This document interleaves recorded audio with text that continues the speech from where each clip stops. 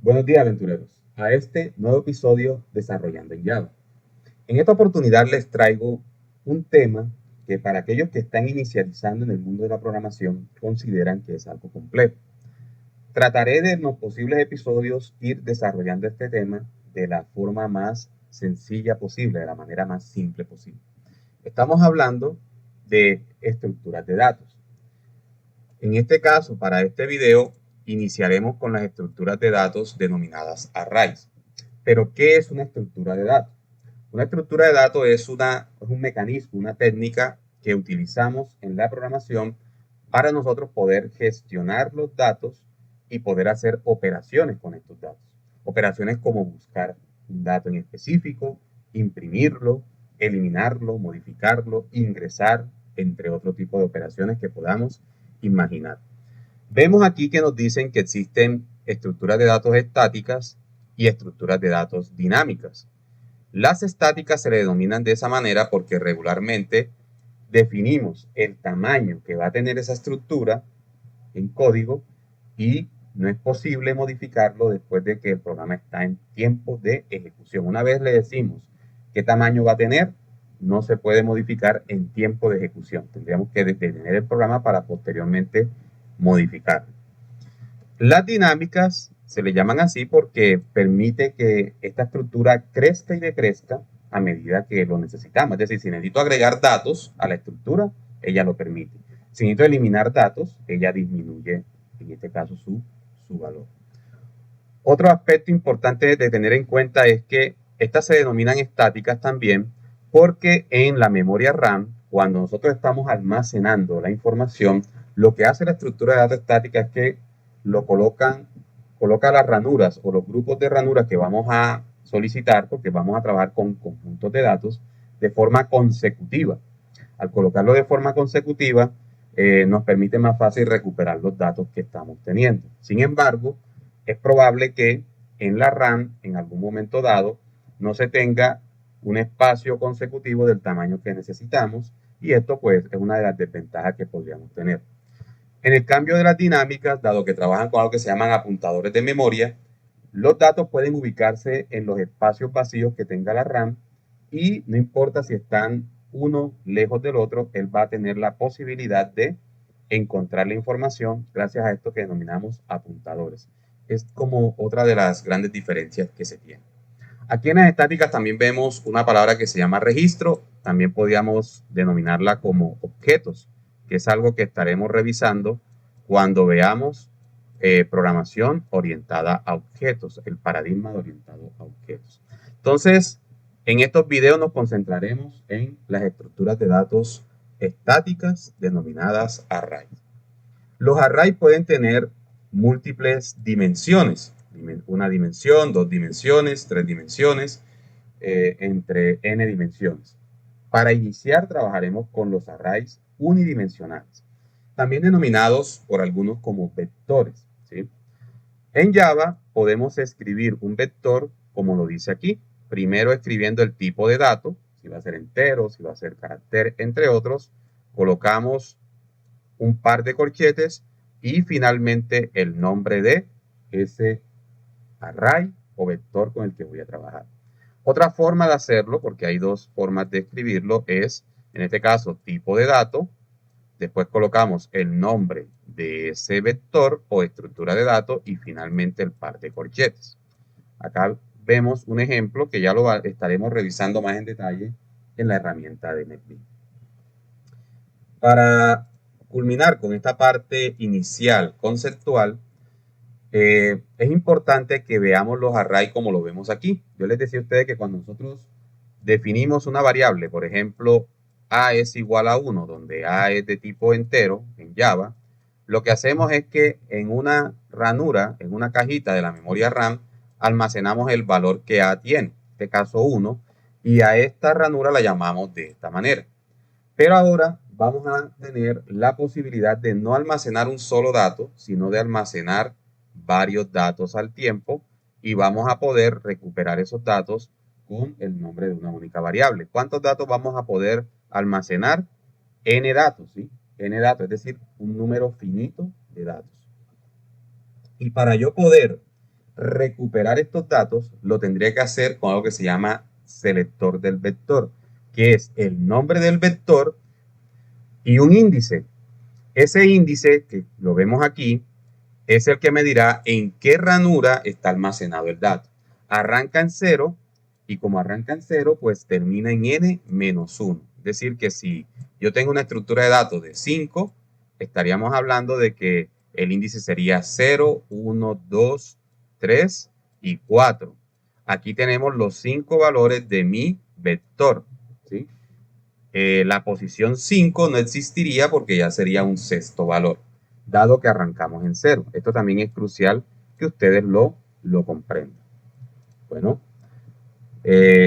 finalmente, dado que vamos a estar haciendo tareas repetitivas con las estructuras de datos, que es en este caso agregar, buscar, imprimir y demás, vamos a hacer uso de los bucles y para los vectores el bucle más utilizado es el for, dado que conocemos regularmente el tamaño del vector. Bueno, vayamos a la herramienta NetBeans para ver cómo se trabaja este proceso. Muy bien, lo primero que haremos será crear un nuevo ejercicio, vamos a llamarlo ejercicio array. Este ejercicio array, lo primero que veremos será cómo podemos nosotros declarar un vector en Java. Entonces, tipo de vector, hagamos de cuenta que necesito almacenar un conjunto de datos enteros. Entonces voy a llamar números y en este caso coloco los corchetes. Ahí he declarado que números es de tipo entero y que será un vector. Aún no le he dado el tamaño de ese vector. Para darle el tamaño a ese vector puedo hacerlo de dos formas. La primera, en la misma línea de código, colocar new, in y colocar el tamaño que yo deseo. Por ejemplo, 5 datos. La segunda que yo puedo hacerlo es en una segunda línea, es decir, yo puedo decirle números es igual a new in y en este caso colocarle el tamaño en esta segunda línea. Estas dos formas son correctas para inicializar los vectores, ¿sí? Aquí estoy ya diciéndole en este caso al sistema operativo que me aparte 5 espacios en memoria RAM donde voy a almacenar datos de tipo entero. Lo otro que les decía en la parte conceptual es que en Java también es posible nosotros denominar los vectores de esta manera. Es decir, en este caso, bueno, acá no puedo colocarle el mismo nombre porque no, me arrojará un error. Entonces, tipo, corchete y nombre del vector. Es probable que veamos estas dos escrituras o sintaxis en internet para que lo tengamos presente. Y para este caso también podemos inicializarlo en la misma línea o en una segunda línea. Ahora, existe otra forma de nosotros agregar información a los vectores. Vamos a mirar cómo podemos almacenarle datos a los vectores. Arrancaré con la parte superior, con este vector llamado números. Entonces, una forma a través de los selectores, yo le digo selector en la posición 0 o números en la posición 0, vamos a almacenar el número 1, por ejemplo. Entonces aquí le estoy diciendo que en la primera casilla de ese vector almacenamos el número 1. Si nos vamos aquí a la diapositiva, recordemos que estoy haciendo mención a esta casilla que está aquí, es donde estoy almacenando la información. Ahora puedo decirle también si deseo almacenar en la casilla número 2. Entonces voy aquí a duplicar esta línea. Entonces yo le digo aquí en la posición 1, en la posición 2, en la posición 3 y finalmente en la posición 4. Y puedo almacenar diferentes valores como por ejemplo 1, 2, 3, 4 y 5. Esta es una forma de nosotros almacenar datos en un vector. Les decía que no debemos almacenar en la posición 5, dado que esto crearía un desbordamiento de memoria, porque lo que nosotros apartamos en la RAM fueron 5 espacios. Si se dan cuenta, aquí no nos arroja error, pero al ejecutarlo, vamos a observar que nos dice que hubo, o que en este caso el índice está por fuera, ¿sí? Está por fuera del índice correcto. Me está diciendo el índice 5. Está por fuera. Entonces, este no debe ser creado. Otra forma de llenar datos en los vectores es de la siguiente manera. Yo puedo, en este caso, igualar los vectores abriendo y cerrando llaves y separado por coma agregar los datos que yo quiero que ese vector tenga.